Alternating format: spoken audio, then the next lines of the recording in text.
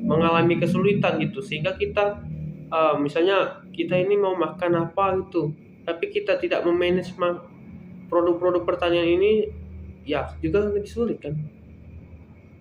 Ya gimana lagi ya kalau mau kita apa mau yang kita olah.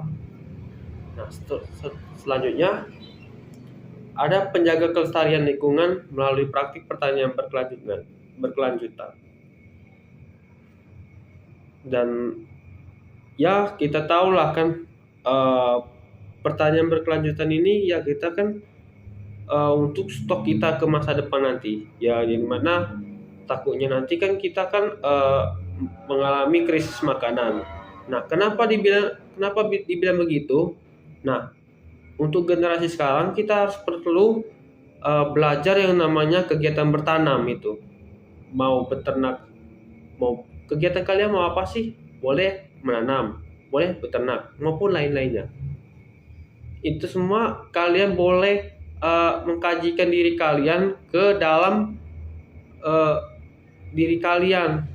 Mau kalian mau di apa itu, mau misalnya mau saya mau tanam kakung, saya mau ini, saya mau itu, sini hal macam.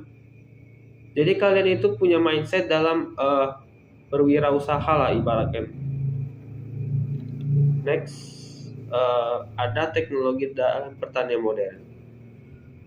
Dalam pertanian modern ini ada pertanian presisi, menggunakan sensor, GPS dan data untuk meningkatkan hasil panen. Nah, ini salah satu contoh. Saya juga mempelajari tentang pertanian-pertanian yang di era modern. Ya, yang kita tahu kan, dengan yang saya tahu itu kan dengan menggunakan alat drone. Nah, alat drone itu kita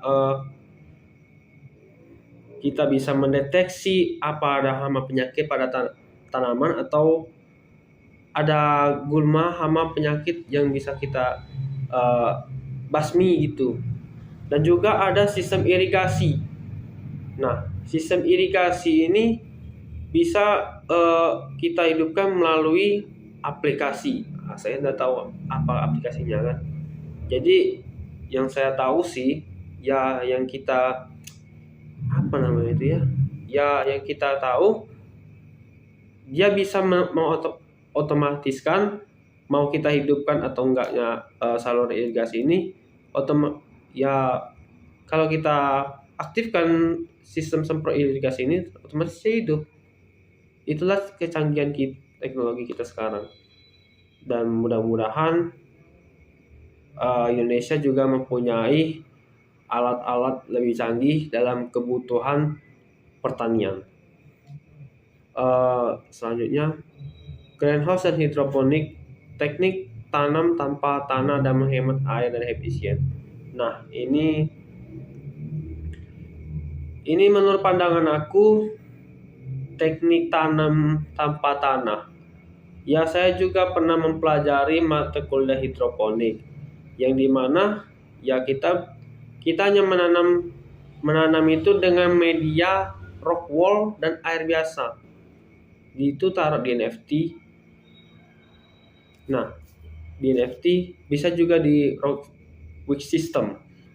Kenapa dibilang seperti itu? Ya kan menanam itu kan tidak seharusnya menanam di tanah. Biasanya kita di lahan konvensional kita taruh di lahan luas, maupun misalnya kan saudara punya air itu kan, air itu, nah misalnya kan teman-teman punya tanah nih yang lahannya luas, eh, yang biasanya saudara-saudara nanamnya di tanah, teman-teman saudara bisa menanam di greenhouse itu. Kenapa? Itu agar menanamnya secara praktis. Yang selanjutnya itu ada alat berat dan mesin pertanian. Nah, alat berat dan mesin pertanian ini ya yang bisa tahu lah kan, misalnya ada traktor, drone. Nah, Drone juga ada secara modern. Nah, kita bandingkan traktor dengan drone. Nah, kenapa dibilang gitu? Nah, traktor ini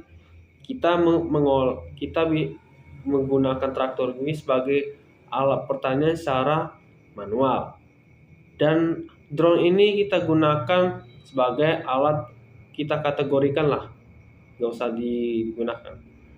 Kita kategori di traktor ini kita kategorikan sebagai alat pertanian manual, dan drone ini kita gunakan sebagai pertanian digital. Nah, dari kedua ini teman-teman atau saudara-saudara bisa membandingkan mana yang baik atau tidaknya menurut kalian. Itu tergantung dari kalian semua sendiri. Yang selanjutnya ada tantangan pertanian.